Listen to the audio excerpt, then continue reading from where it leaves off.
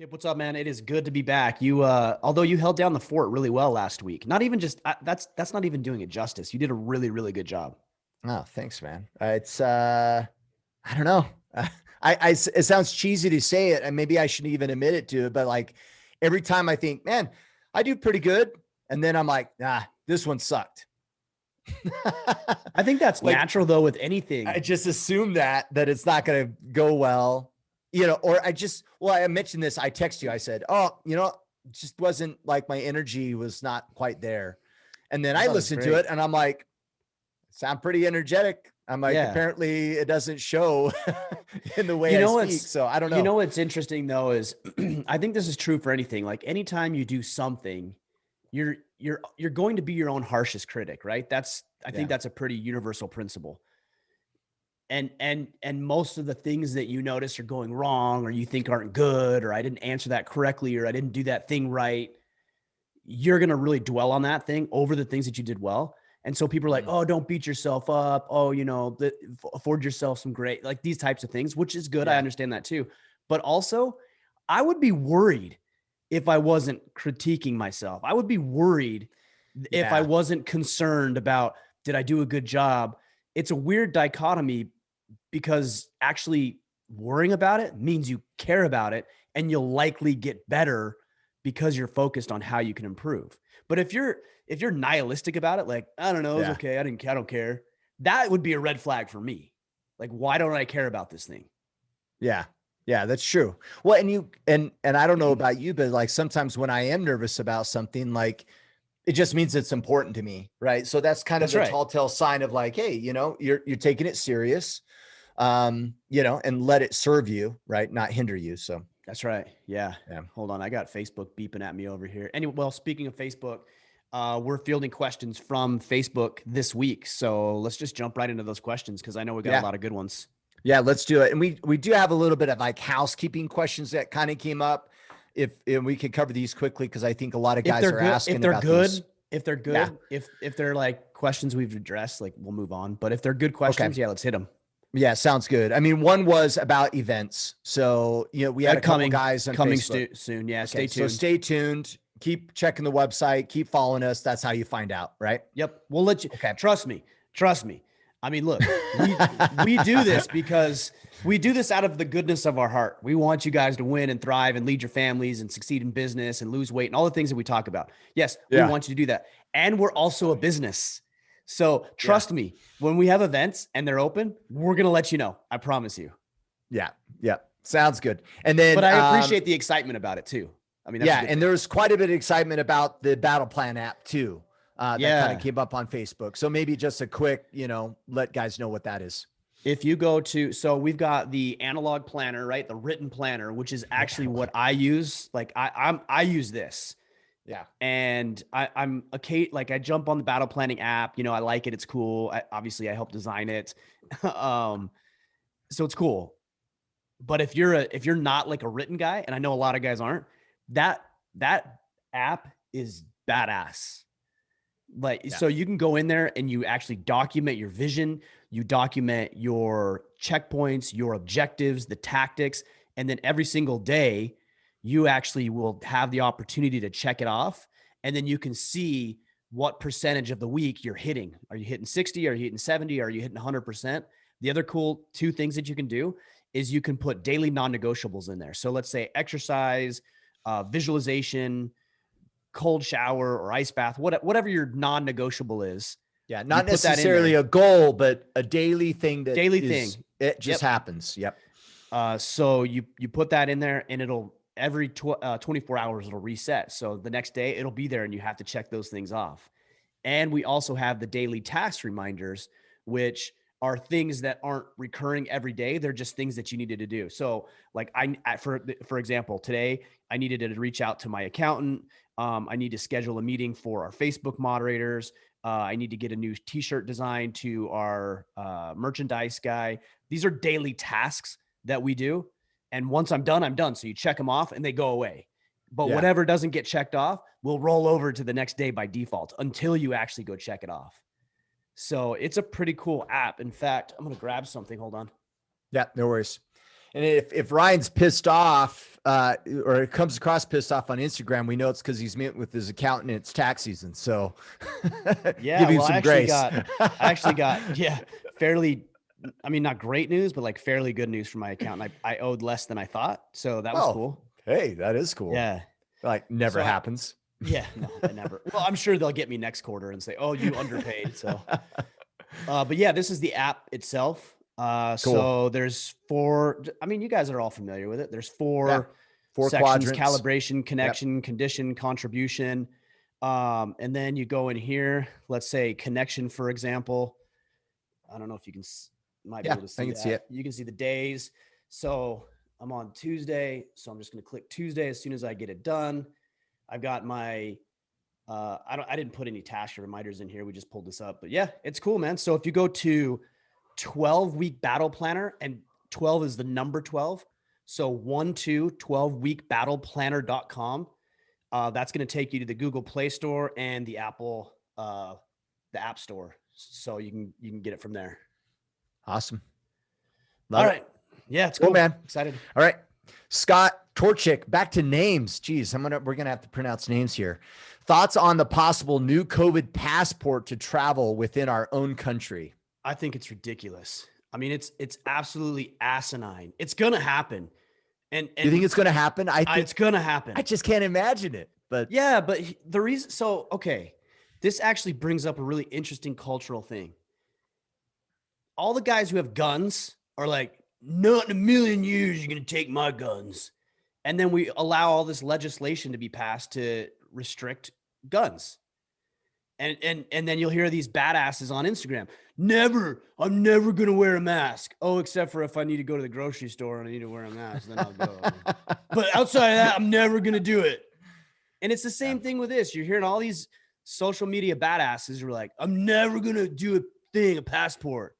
And then we don't do anything about it. We don't call our congressman. We don't run for don't get office. involved. We don't talk about it because heaven forbid somebody gets upset about it. Like we do nothing.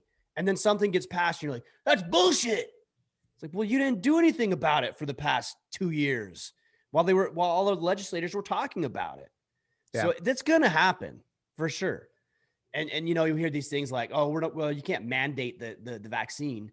Sure. Right. Okay. So maybe the vaccine won't be mandated, but essentially it's like, well, if you want to fly anywhere, if you want to go to a ball game, like you have to have a vaccine, but we're not mandating it. Like you just have to have a vaccine. It's not mandated, but I can't do anything if I don't have it. Yeah. So we need to get involved. We need to talk with our legislators, talk with our elected officials, run for office, talk about this stuff on social media. I know it's not popular. I know people are going to get pushback, but it's not right, man. It's not right. And you know what? If somebody's upset or scared or, you know, they have issues with COVID. And here's the thing. Every time I talk about this, I get emails and messages from people like, well, you're a COVID denier, or you don't care about people dying. Only a moron would say that. Yeah. Okay. I know COVID is a real thing. I have people in my life who have experienced it. I'm not saying it's not a real thing. I don't want people to die, but what I do want people to do is make their own decisions. If you're worried about COVID, then don't go where people are. Like that's your prerogative, not mine. You don't have the right to limit my freedom, my life, liberty, and the pursuit of happiness. You have the right to limit yours voluntarily, but not mine. Yeah. You know, so at church the other day, I made this post and a lot of people lost their minds about church. You know, they don't want us to sing. They don't want us to congregate. They want us to wear a mask all throughout service.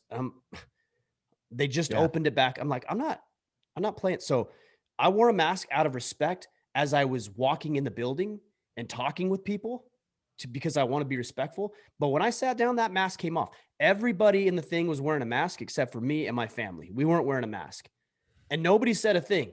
And if they did, I would say, okay, thank you. And I would leave. Because that's their decision and that's my decision. And if somebody's upset about that, then they have every right to excuse themselves, to not go out in public, to not go to the grocery store, to not go wherever they think they're concerned with. But yeah, you don't have any right to inhibit what I do. So, and we're not talking about the plague here either. I mean, let's be honest. We're not talking about the plague. We're not at a great societal risk right now. And by the way, if your vaccine works, Kip, if you and I are hanging out and your vaccine works, it doesn't matter whether or not I got the vaccine. Yeah. It doesn't, right? So If I you're don't. concerned and you want to feel and you feel good about it, get the vaccine. Right. Yeah. And that's fine. I don't look, if somebody's like, I'm afraid of COVID. Okay, well, live your life the way you see fit. If they're like, well, I'm going to get a vaccine. Okay, cool. Like, I'm not going to judge you for that. Like, I'm not going to do that. I don't feel good about that right now. That's my decision, my family's decision. But yeah, if you want to, but you lead your family, like you do your thing. That's important. I think the big takeaway here, and something you talked about on Friday Field Notes, I think it was as well. It's like that silent majority is the passive majority is really what it is. I mean, there is a silent majority, I do think, in this country that disagrees with a whole lot of things. The problem is they're not saying and or doing anything about it. Right. That's true. And they're not running for office, and they're not putting themselves in positions of authority where they're making decisions. They're not expressing their opinion and their beliefs. And so they're just getting railroaded. And a lot of the times what I think people are doing is like, well, I don't want to rock the boat. I don't want it to be weird or awkward. I don't want to make people feel uncomfortable. Well, they're willing to do that to you. Yeah. You know, so, and let's fight fire with fire a little bit. And that's a big problem with, I think, conservatives and also Christians generally. Yeah. You know, like, oh, turn the other cheek. I don't want to ruffle feathers. I want everybody like me or whatever. Like, oh, so when are you going to grow a backbone? When are you going to grow a spine? When are you going to have some standards? Look, if they're righteous and virtuous standards, then you have to have a backbone to back them up. Otherwise, they're not standards. Well, we've talked about this, like in that example, or is it because you don't want to offend someone, or is it because you are worried about how you're going to feel? And we've talked about this. Most of the time, it's not about the other individual. It's selfish. Yeah. We choose not to say something because we don't want to be uncomfortable. We don't want to possibly be called out most of the time. And I think if we reflect, we know that's true. Yeah. It's not really about offending someone else. So bottom line, I think it's bull crap. I'm going to talk about it. I'm going to work against it. I'm going to talk with our elected officials. I'm going to continue to have elected officials on this podcast. You know, I haven't ran for office. I mean, full disclosure, I haven't ran for office. So, and I'm telling people, hey, you should run for office. Well, what right do I have to say that? I'm doing it the way I feel like I can do it. I feel like I can have a great impact, a powerful impact among hundreds of thousands, if not millions of men here on the podcast. And not all of us have to do the same thing. We all don't run for office, but we have honorable men running for office. We have honorable men coaching youth sports. We have honorable men starting their own movements. We have honorable men talking about these conversations. We have honorable men leading within their businesses and communities and functions and outings. And collectively, between our elected officials and our coaches and our mentors and our community members, collectively, we start pushing back against this thing. Yeah. And that's where the enlisting more men into this movement is so critical to that. And just as a reminder to you guys, like that's our ask here, right? Like subscribe to YouTube, share a message on the YouTube video, share this podcast episode. I mean, there's lots of ways that you guys can help and also help that movement grow. So yes. And this week, leave a rating and review. We really need you to leave a rating and review. Like there's a big push because we had Ethan Suplee on the podcast, which is awesome. We're getting so much positive feedback on that one right now. If you don't know who he is, he's an actor. He was on Boy Meets World, American History X, Mallrats, Without a Paddle. Like you guys all know who this is. Yeah. And he has the American Glutton podcast, and he's lost over 250 pounds in an environment where in Hollywood, there was a lot of people who actually had a vested interest in him being very, very unhealthy. Yeah. Because that's his angle, right?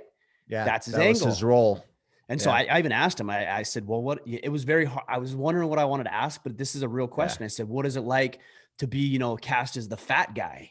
I've always been curious about that. There's somebody who's always cast as the fat guy or the ugly person. Like, what does that feel like? So it was a good. So anyways, on the back of that, ratings and reviews will help promote and boost the visibility of what we're doing here.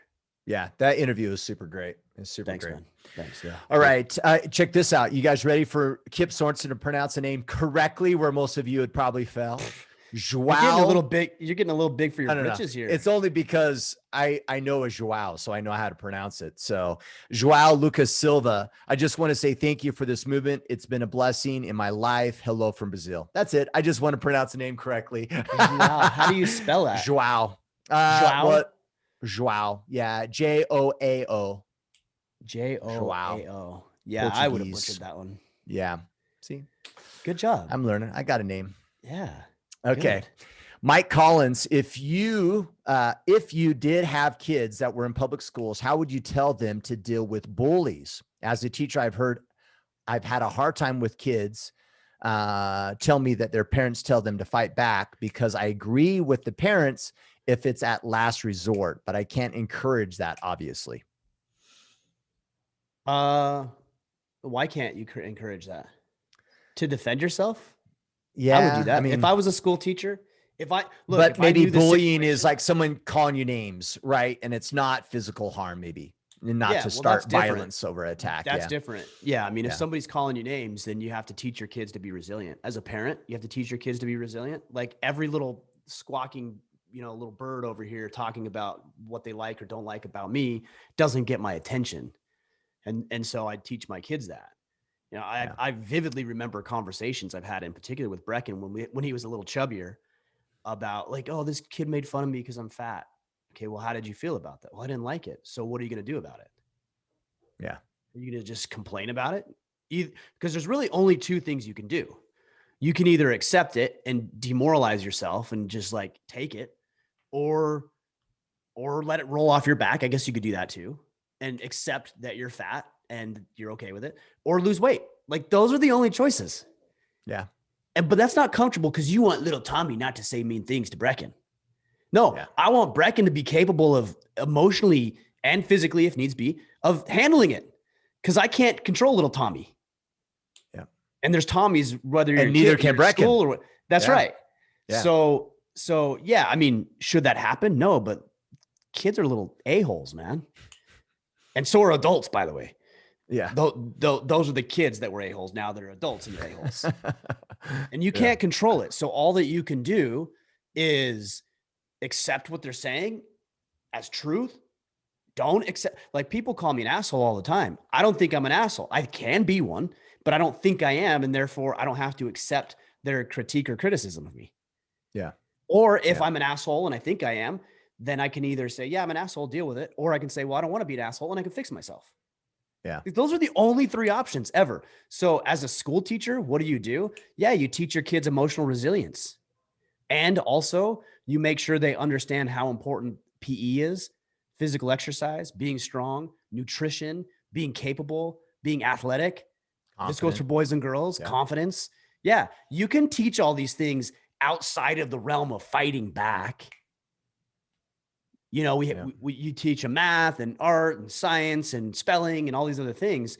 Well, and control of emotions, right? Like, yeah. Like we talk about, like, should you fight back if you're attacked? Yes. But what's also great is controlling your emotions. So you're not fighting back from the perspective of anger, frustration, or those emotional feelings. It's actually from a result of defense, right? Which doesn't necessarily have to be anger.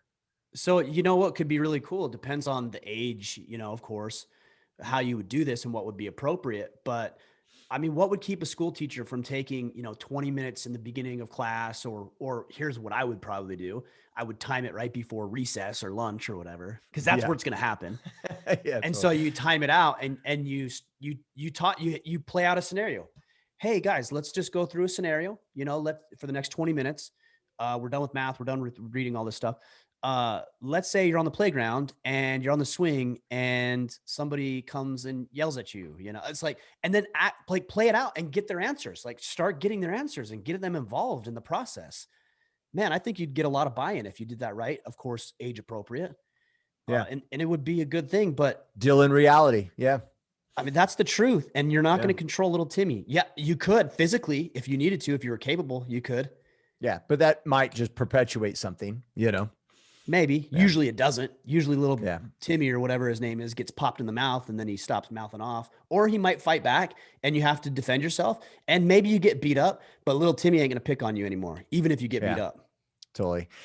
We were reading a book to the girls the other night, and I think it's applicable. And it was a great lesson. And this lesson was, it was on the side of the kid hanging out with the bully, where they have friends, and these friends were being mean to a new kid, and they were calling her names and being mean to her. And in the book, or their story, was from the perspective of this girl that necessarily didn't say nothing. She didn't defend this girl.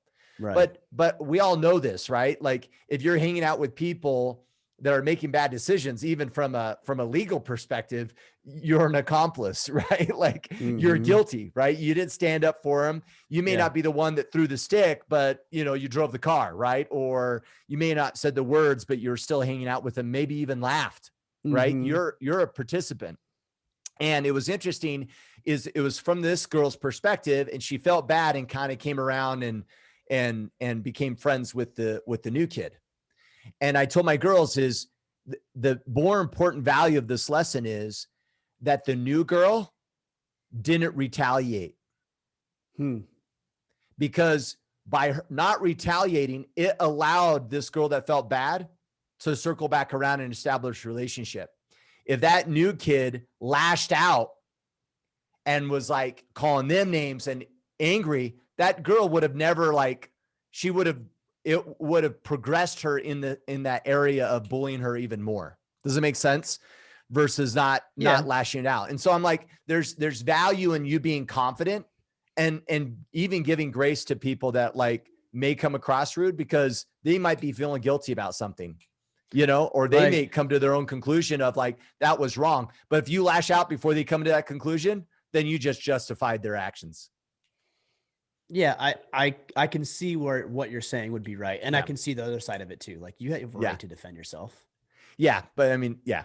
But I understand the point. But I think what you're talking about here, let's paint this as a broader picture. You're actually having these conversations with your kids.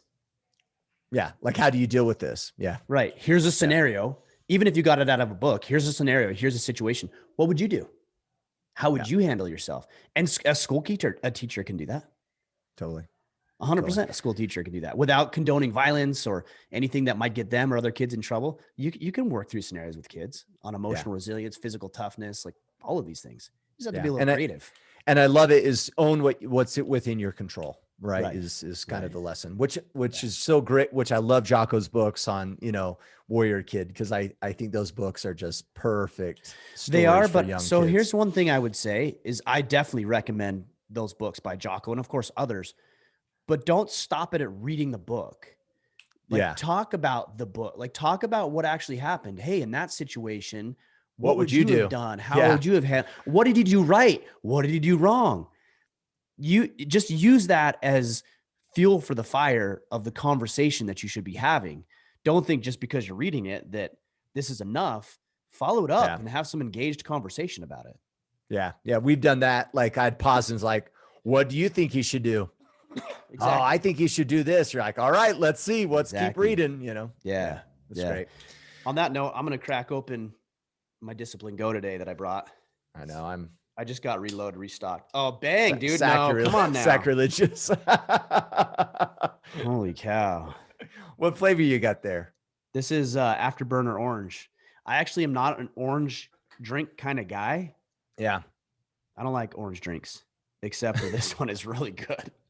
This is probably my favorite. This one, and then Sour Apple Sniper, which is JP's. Yeah. This one's Dave Burke's, but JP's is really good too. But I think Dave Burke slightly edges out JP.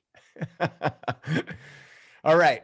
Leighton Bash, how does a 24-year-old come back from basically a divorce? How does he recover? Man, you're 24. I know, that's what I thought. Man, I mean, I'm not trying to make light of it. I'm not at all. Your life tough. Is just beginning, man. When did you get divorced, Kip? How old were you? Roughly 24, I think. Were you really? Yeah. How'd you come back? How did I come back? I ran. I cried. I felt sorry for myself. And then became a victim. No, I'm still all that way. Yeah. Yeah, but less so. I mean, I see glimpses of that in you for sure. When you email me, you're like, this guy said something mean to me on Facebook about my response. I think we talk about this all the time. And let me ask the question this way. How do you come back from mistakes and regrets? Fix them. Fix them. Yeah. And you grow from them. That's the only thing you can do. What's the other Yeah. alternative? Check out. Yeah. So Like you I'm will at, come I mean, back you from can a check divorce. out emotionally. You can check out physically. And I'm not, of course, I'm not condoning that. I'm saying, but that is a route that people have chosen to take. So you could do that, or you could re-engage. You could take responsibility for your errors, not hers, by the way. Like, you know, own what's yours. You're not all, it's not all on your shoulders. Some of it is absolutely, but not all of it. So take what you can, put it on your shoulders, and get better, improve. When I went through the separation with my wife, I was late 20s, like 28, maybe 27, 28, somewhere in there. Yeah. How did I fix that? I got friends. I got hobbies. I started listening to good information. I surrounded myself with good people. I hired a couple business mentors. I went back to church, got my financial stuff and affairs in order, and started progressing and getting better. And then things got better. In my situation, my wife and I were able to reconcile. In your particular situation, that wasn't the case, but you're a better man than you were at 24. Without a doubt. Without a doubt. What's the alternative? Not doing that? Yeah. Now, I think you should give yourself a little time, of course. Like, I'm not telling you you just feel better. Why can't you just feel better? That's not what I'm saying. You're going to feel like shit, man. You just got railroaded. That's hard. I know to a degree what that's like because of my own personal experience. And so you don't have to pretend that doesn't exist. You know, sometimes you're going to have to put on a happy face because you got clients or people you're meeting with. Sometimes you're going to have to do that. But other times it's appropriate to have guys that you can, talk with and have conversations with and be raw about what you're experiencing. And then just gradually you get better because you're focused on the right things as opposed to dwelling on the past. And I'll tell you what, there's a lot of guys. In fact, I had a conversation via Facebook with somebody this morning that they are dwelling on the past so much that they took this temporary negative experience and they made it significantly worse because they just let it sit there and brew and get toxic and gross. And now they're dealing with that and they're blaming it on the original circumstance instead of the fact that it's more a reaction to their previous circumstance that's caused the problem. Totally. Well, and I think when we're out of integrity, right, which is part of not owning our mistakes, when we're out of integrity, you have to justify it until you fix it. And you'll continue to justify it. And not only will you continue to justify like where you're at in life, it's because of this divorce that I'm in this circumstance or whatever, but then you'll even enlist people. Oh, well, I'm going to tell my family, my friends, and all those wonderful people that love you so much. And I'm saying that kind of in a mean way, but all those people that supposedly love and care about you so much are all going to just feed you the lie. You're right, Ryan. So many people don't stand up for you, right? Like they're not going to tell you the truth. But it's not that they don't love you. Yeah, it's just because they don't want to feel uncomfortable. and they don't know how to deal with it themselves. That's true. Because they went through the same thing that you did. I know what you're saying. They're going to give you bad information, but it actually comes from a good spot. It comes from a good place. It's just not. It's not what you want. It's not what you need. Yeah, it's not what you need. Yeah. I got to reiterate something though, Kip, on this were you really 24 when you went through your divorce? So let's just say this. I thought I was 35 when I was actually like 38. So I'm really bad. Okay. You were young, right? Yeah, I was in my early 20s. Yeah. All right. Look, I'm not trying to dwell on your situation, but I think this is really important. Okay. You were early 20s. You went through divorce. I know personally that it was hell on you. Yeah. And here you are at this point in your life, and you get to talk with me every day. It's the highlight of your life. I know. Yep. And you would have, and there's some other things that are probably exciting in there too. Yep. And think about how far you've come in that time frame. So this gentleman should take hope in that you've been there. I've been there. I talk with guys every day who have been there, and they're 10 years into this thing, 5 years into this thing, 20 years into this thing. And it's not even it's just a little blip. It's a momentary setback. And they're better, and you've got a beautiful wife, you're married, you've got a beautiful family, you've got a great career, you've got opportunities, you're fit, you're financially successful. You have all of that in spite of that little blip that happened all those years ago. Yeah. And that blip, just to be clear, destroyed me many ways. Of course. Like when I got divorced, of course I had child support, and I had, what's the other one that you pay? Alimony? Alimony. Severance package. You had to give her a severance package. Alimony. If you add those up, it was more than 50% of my paycheck. When I did the math, I couldn't pay our mortgage. Period. I couldn't pay the mortgage. I couldn't pay the house that I was living in. I couldn't pay the car. I couldn't pay anything. Yeah. And I remember going to like, this is not possible. Right. And it wrecked, not just emotionally, but financially. It was a disaster. I mean, it was horrible. Yeah, it was a really crappy time. But here's the deal. And I think whenever we encounter something really, really difficult, that we're in the midst of it, we're in the jar, and it's just like, oh man, this is like the hardest thing. Make that the best thing that could have ever happened to you. Like, grow from it in such a way that you can almost not regret it, that you're almost happy it happened. Because if it wasn't for that thing, you wouldn't be who you are today. Right. And I don't, we're talking about divorce here. I don't care. Make it about abuse. Your mom and dad beat the shit out of you as a kid. Make that the best thing that could have ever happened to you, because it woke you up. It caused you to grow into the man you are today. Mm-hmm. The best way that we get past regret, the best way that we like deal with things, is by becoming better. Yeah, absolutely. Well said. I need more. You got an extra one of those? You don't need any. You're fired up today. You were worried about energy levels, and now you're this guy's talking divorce. I'm getting angry. Yeah. Serious. All right. Proceed. Kyle. Take a deep breath and proceed. There we go. Relax. Breathe through it. Kyle Olsfolk. Oh, there. See, we're back to normal now. Yeah. All right. Tips. So you need Brazilian names. That's what you need. I do actually, maybe. Tips for a construction field superintendent to maintain respect from his field staff when all the guys he manages are older than him by a lot.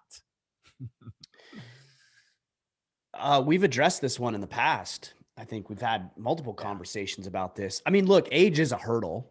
Let's not pretend that doesn't exist. Yeah. People are going to look at you and you're still wet behind the ears, and they're going to wonder why you're telling them what to do. But just be the best person, the best contractor, the best, whatever it is that you're doing. Just be the best at it and let your results speak from there.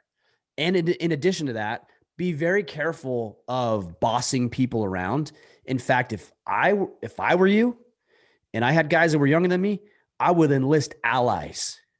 Hey, kid, so let's take our dynamic. Yeah. Let's say I'm your boss. I'm 10 years, 15, whatever, younger than you. Hey, Kip, as you know, I'm the supervisor or the contractor on this, and you're aware of that. But man, I got to be really honest. There's one element of this that I feel a little in over my head, or feel like I'm in the deep water. But you've been doing this a very long time, and I'd like to ask your opinion. Look. Full disclosure, not that I can necessarily implement everything that you suggest, but man, I'd really like your opinion or your perspective on how you would deal with this certain thing, this relationship or this project or this little hoop that we need to jump through, because you have way more experience in this department than I do. Would you mind sharing that with me? Man, ally, instant ally. You can't go wrong with that. Dude, no. You did not undermine your authority. You reminded him of your position. You were very clear and confident in that. So confident in your position, in fact, that you were willing to ask a subordinate, quote unquote subordinate, what you could do and how they could help. That plays into his, maybe a little bit of ego, maybe a little bit of vanity.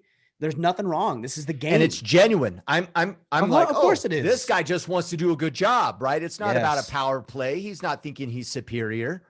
And then also, if and when you implement that, so let's say I implement your strategy and I'm talking with my bosses or other people, it would be very tempting to say, yeah, we got it done. It was hard, but we got it done. No, that's the wrong way to do it. You need to praise in public.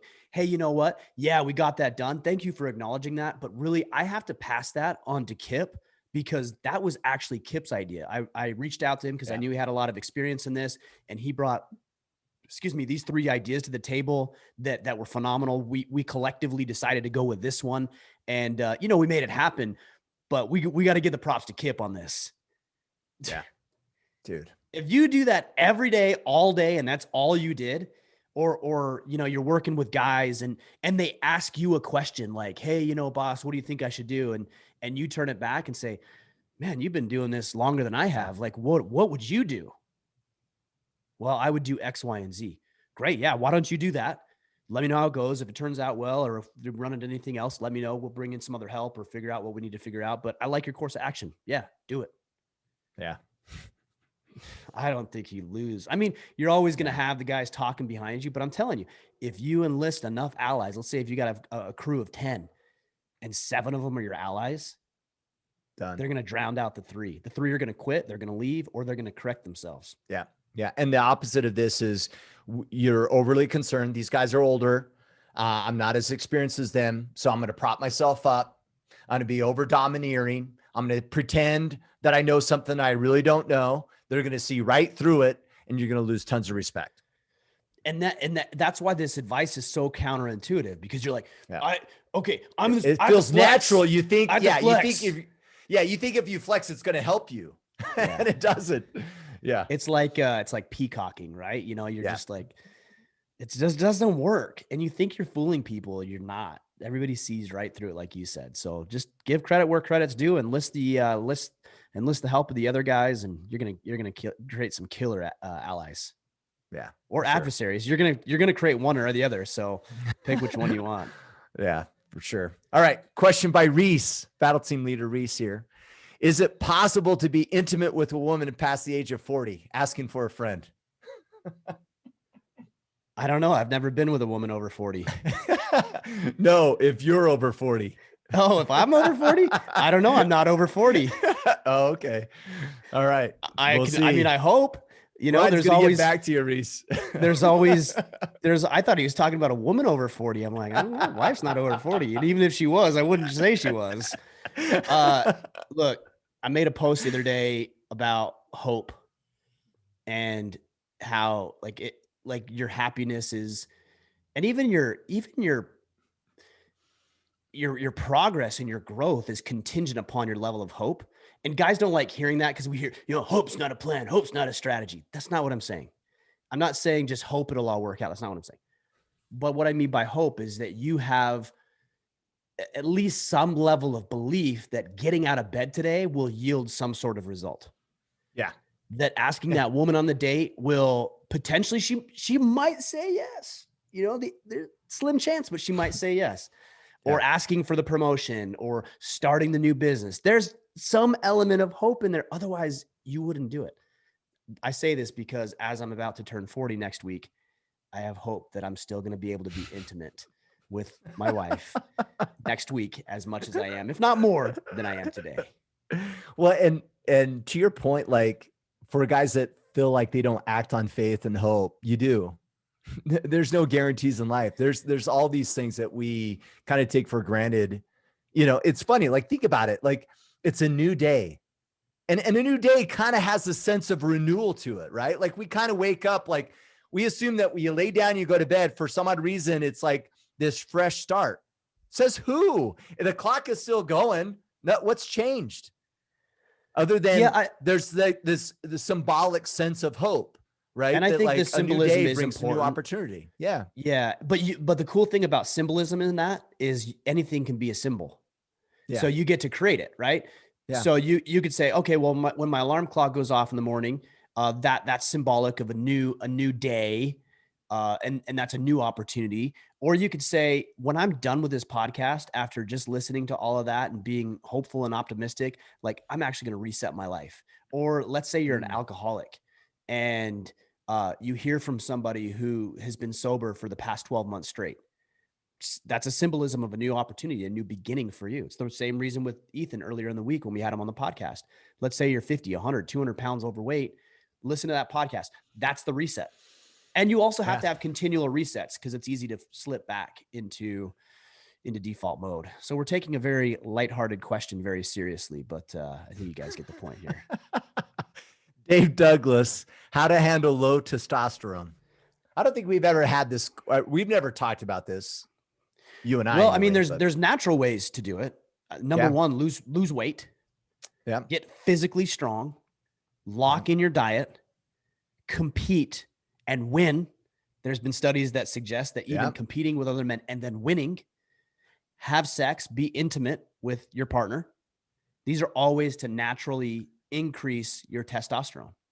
Get the testosterone shirt and just read the instructions on the back. It's as simple as that. And you're done. Yeah. And people either love or hate that shirt, but it's all true. That's store.orderofman.com. It's not even there anymore.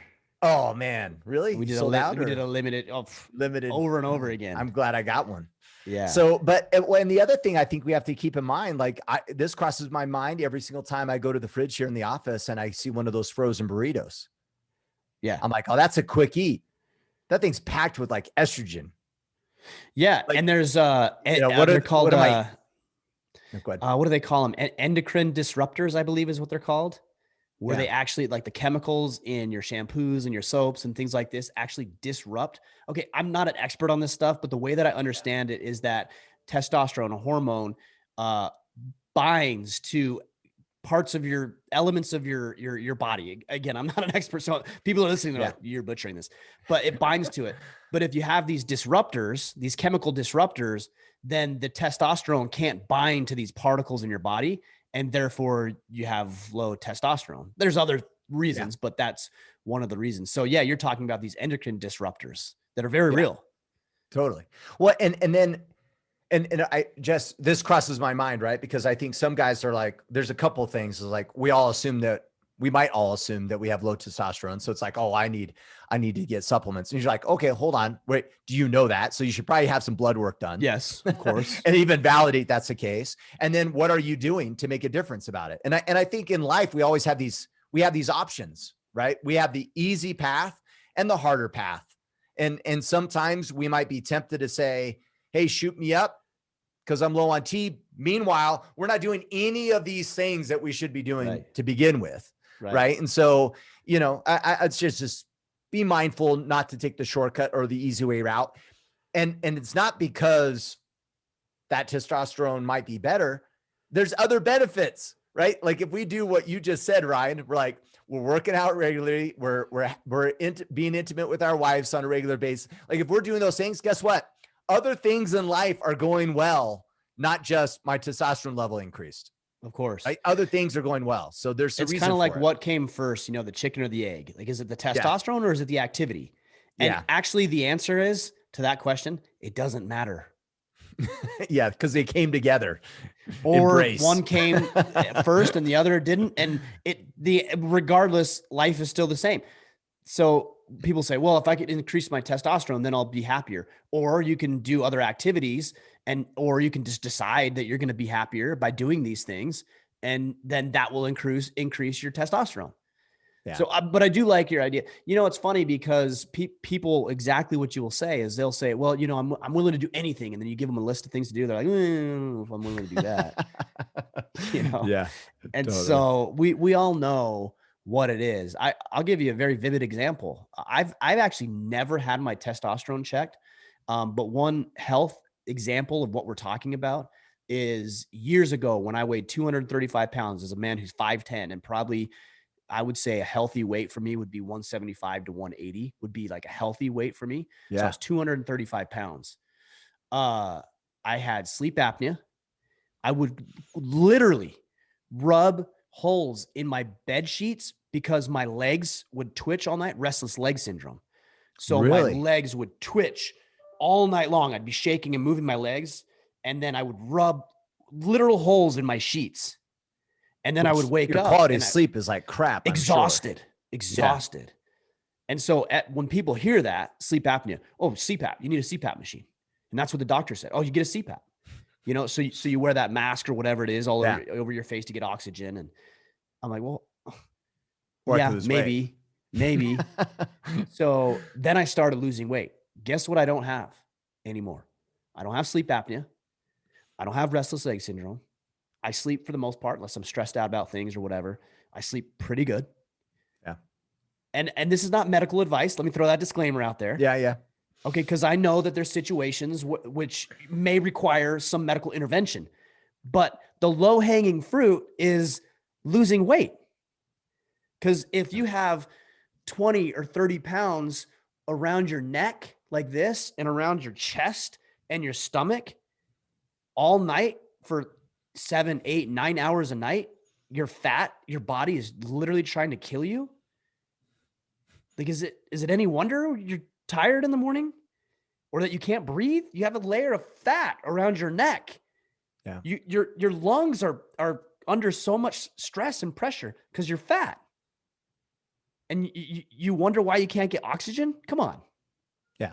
Well, and back to what I was saying, okay, if you got the machine, great. You might sleep better. But all the other benefits of getting in shape, you're not going to be able to take advantage of, right? Like there's, I mean, when I hurt my wrist, I don't even take a cortisone shot. Cause I remember the doctor's like, it's fine. It's not broken, whatever. We can give you a cortisone shot. I'm like, what's that going to do? Well, it's going to reduce that pain. And I'm like, but if I don't feel that pain and I keep training, what happens in 6 months? Well, you're going to want to stay off it because it's going to get worse. And I'm like, I want the pain. Right. Cause then your body can tell you. Then I know, like, don't do that. Right. But so what's the health benefit? There's not one. If anything, that shot was going to be a drawback to me because I wasn't getting the signals I needed from my body to say, stay off that wrist. Right. You know, so yeah, it's that's a really good point. That's a valid point. I think if we were to wrap this up, here's what I would say is the advice I gave you is get your nutrition dialed in, get your fitness in check, compete. No, it's good. Compete with other men, be intimate with your wife. Yeah. And in addition, go have your testosterone levels checked. And you can consult with a physician about TRT, testosterone replacement therapy. You can talk with them about that. That's not a recommendation I would make because I just don't know enough about anybody's personal situation. I definitely feel 100% confident in recommending the 5 or 6 things I just told you because I know that will help. But there might be other things, but you're going to have to talk to your physician on that one. Yep. Tim Cathan, if you had to deal with a life-altering disability, how would you proceed with teaching and leading your family, grandkids, and others? I would show them how a life-altering disability can actually, you can overcome it. You can be better. Rise above it. Yep. You can improve. You can do amazing things in spite of some perceived disadvantage. You know, we had Madison Cawthorn, youngest United States congressman. He's paralyzed from the waist down. He's the youngest congressman. He's doing amazing things. You know, we've had a guy, Eric Weinermeyer, blind, 100% blind, legally blind.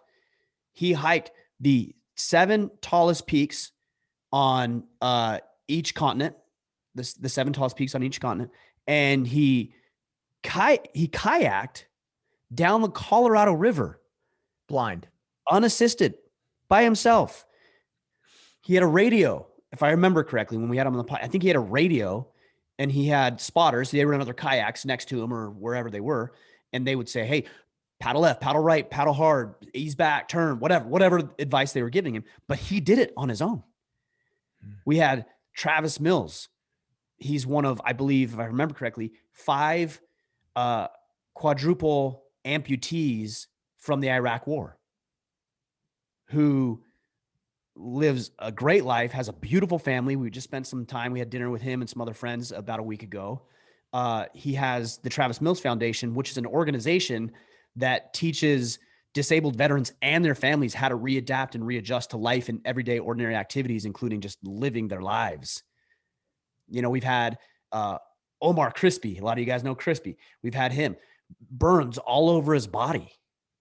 Yeah.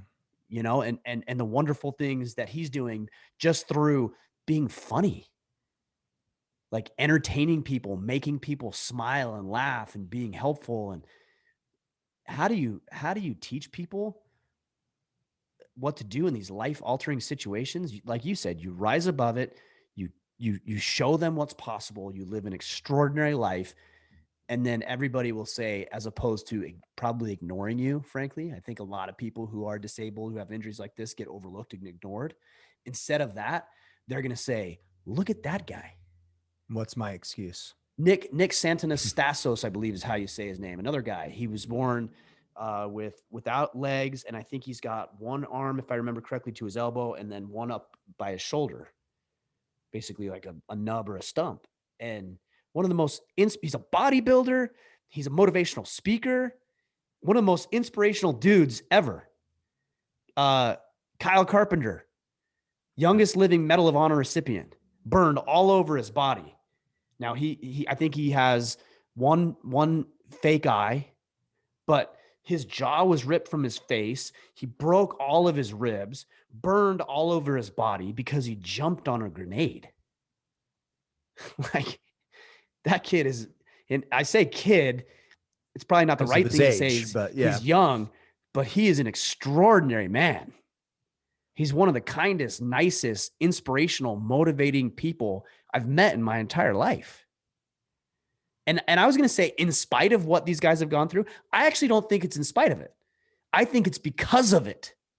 Yeah. That's why they're so inspiring. You take a guy like me who, let's be honest, I'm a pretty ordinary average guy. Grew up in a pretty ordinary average household, did some ordinary average things. You know, I'm not particularly amazing at any one thing. I'm good at some things. I'm not so good at others.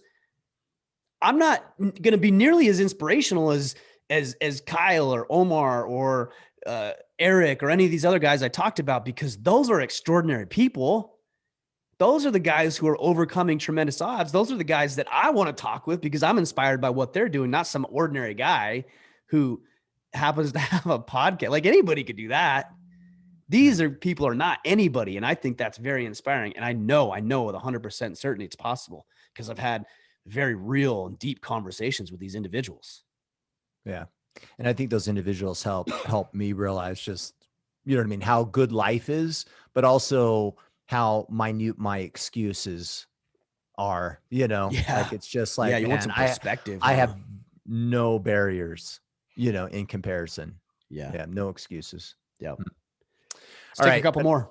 Yeah. Chris Gachko has a question. He says, with so little time left on Earth, are you going to maybe do a 45-day battle planner just in case? What is it with these guys? How old is Reese? I want to know how old Reese is, and I want to know how old Chris is. I don't know. Those guys are older than know. I am. But to answer your question, yes, we are going to do that. It's now a 30-day battle planner, guys. If you're 40 and older, you could use the shortened one so you can finish it before you die. Actually, if you're over 40, just send us a message, and we'll give you a 10% senior discount on your purchases. All right. Well, while we're at it, Bubba actually had a question as well. He said, now that you're 40 and you have a blue belt, do you plan to keep training or are you tapping out? I'm not 40. I'm still not 40. I got 1 week. So, yeah, a couple more days. Here's what I would say to Bubba. Why don't you come up here and find out? Because last time you decided not to come up here. Avoiding the role. And then mocking down from Texas. Across, he's literally across the country, and he's yapping. All he has to do is come up here, and we'll find out. What else? All right, Barry King. I can't get motivated for anything. What's the best way to get motivated? This is a hard one because I've never been. Yeah, I've never been in a position where I haven't been. Look, I'm not always motivated. Yeah. But I've never been in a position where I haven't been at least excited to some degree about something. Like, what gives you hope? You know, we talked about hope earlier. What even sounds remotely interesting? You got to be interested in something. And Yeah. I know guys will say, well, I'm not passionate about that, or, I'm not motivated about that. You don't have to be supremely motivated about something to have some level of interest in it. Just Yeah. go give it a try, throw your hat in the ring and give it a try, whether it's shooting or jujitsu, like we were talking about a second ago, or, hiking, writing. There's painting. There's 1,000 different picking up the guitar, whatever. If it just sounds remotely interesting to you, do it. Just take one step and get rid of this mentality that we always have to be motivated 100% of the time for it to engage us. Yeah. I like doing this podcast, but there's times where I'm like, I don't actually want to do, like today I'm excited to be here, but there's days where I'm like, I'm not feeling it today. But I do it. Yeah. Because it's not necessarily the podcast. The podcast is a medium for me to get information out of the world, which is what I really want to do. And so this is a medium. Same thing with a book. Man, when I wrote, and I've told you, like, I wasn't particularly thrilled about the writing process. I'm still not. I don't like writing, but I do it because I know that it will lead to an outcome that I'm after, which is getting more information like this into the hands and heads of men. Yeah. So I do it. Which I think is purpose, right? Like Barry. So in the Iron Council, which is our exclusive brotherhood, if you guys want to learn more about that, go to orderofman.com/Iron Council. Last month, we covered the book, The Art of the Impossible by Stephen Kotler. Yeah. And if I remember correctly, in one of the earlier chapters, he breaks this down, like what is motivation? And he does talk about that there's an element of curiosity to it, an element of purpose, something greater than oneself. And then there's also an element of like goal, as in like clarity of direction of where you're going. And so I would suggest that, like, and there's a question on here on religion, and we didn't get to it, but like, that's why I like whenever I hear about like, oh, are you religious? And churches, I'm like, you mean the idea that there's greater purpose to one's life than just staying alive? What a brilliant way to live, right? Like, right. Awesome. And everything I just heard you say, Ryan, is like, I'm willing to do a podcast sometimes when I'm not feeling like it. I'm willing to write a book. Why? Because I know I'm committed to a greater purpose.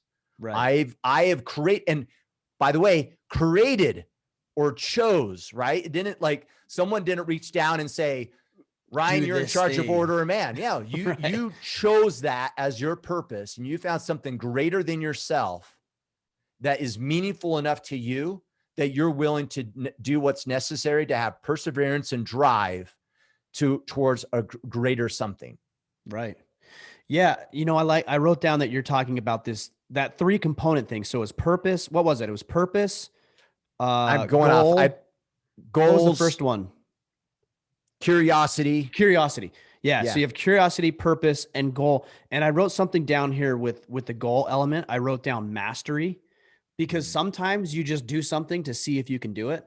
So let's take a book, for example.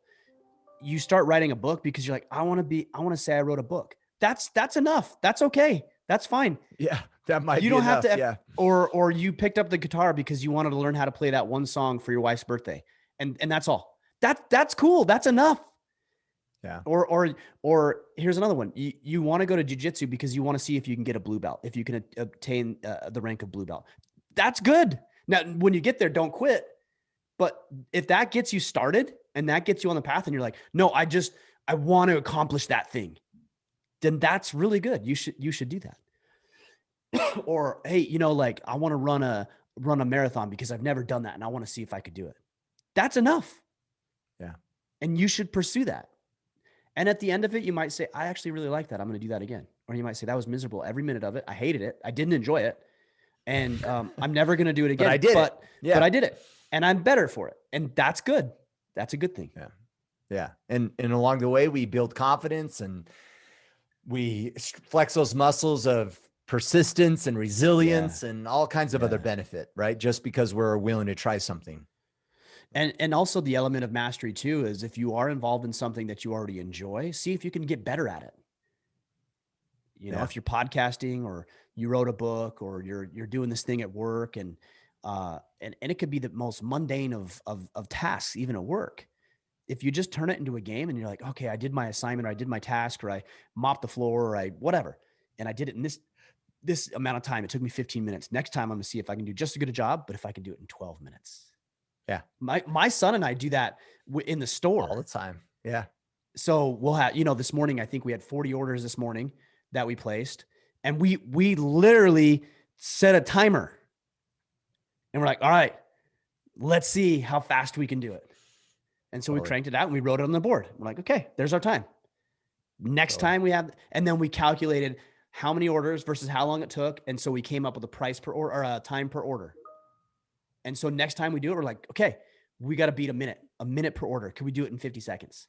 Mastery, right? It actually makes it fun. I'm like, cool. Like this is a thing that we can work towards, and we can figure out, okay, I got to stand there. You got to stand there. We got to have the boxes here. Merchandise needs to be here. Maybe that's over there, but it's more popular. So it should be right here closer to us. And so you figure stuff out, and that's fun. Yeah. That's funny.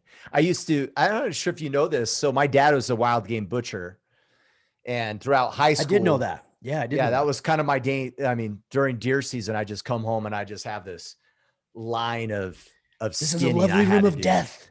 Yeah. But I used to do that. I had a timer, and I'd be like, all right, I got skinning in a deer down to 5 minutes. Dang, you know what I mean? that's And good. then I had like an elk time, I was getting good at it, but it was fun. Like I almost look forward to it. Yeah. But yeah. Even training this morning, when I went into training, I always go in with a goal. And so I don't know what it is, but when I train with Brody in the morning, on a very rare exception, in the first 1 or 2 rolls, he takes my back.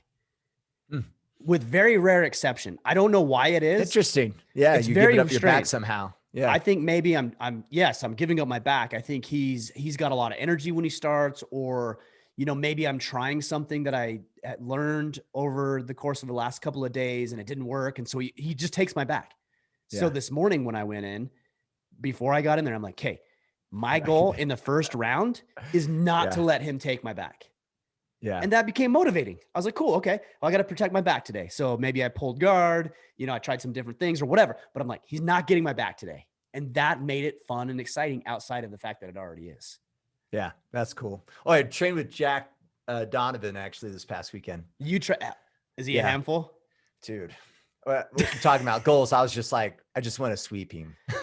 He's a brick, a boulder, a movable boulder. So did you sweep him? Did you get to sweep him at all? I don't want to be running my mouth on a podcast. So you swept him just in case I may have gotten a few sweeps on him. All right, cool. But he's also just getting started, I think, too. Yeah, he is going to be a force to be reckoned with. Yeah.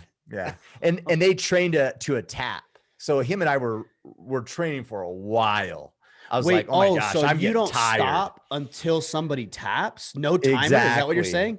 Exactly. I've never There's done no that timer. before. You just go until you tap. And so my round with him was a long round. How long? I was trying. I don't know. It felt like 20 minutes. I was just like, oh my gosh, I'm getting tired.